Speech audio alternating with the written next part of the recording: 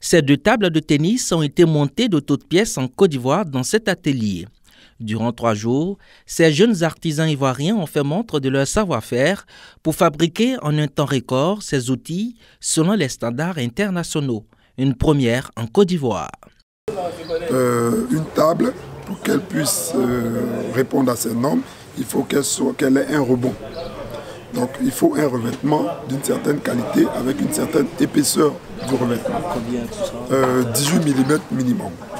Vous avez la hauteur de 76,2 mm qui est celle qui est recommandée pour les échanges entre les différents pongistes.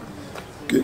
Vous avez ensuite la structure métallique en dessous qui doit avoir une certaine assise qui permet justement des échanges sans risquer de bouger ou de faire changer de trajectoire à la balle. En tant que chaudronnier, vraiment, je suis très satisfait parce qu'on a eu ce plan et on a réalisé 2 tables en 2 jours.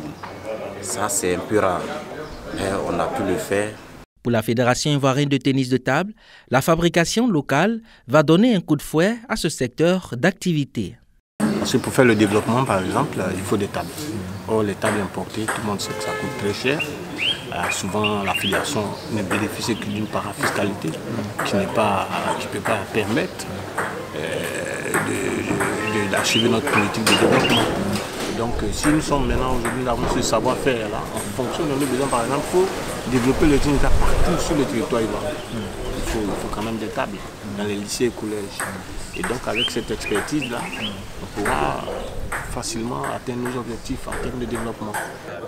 L'intérêt d'un jeune de s'adonner à la pratique du tennis de table est vital. Je pense que moi, en tant que jeune issu d'une famille modeste, le tennis de table, la pratique sportive m'a permis aujourd'hui d'être à ce stade-là.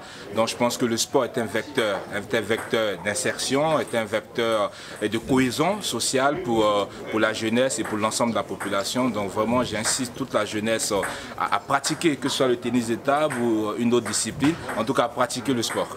Ce projet bénéficie de l'appui du ministère français des Affaires étrangères en vue de renforcer la coopération par la pratique du sport.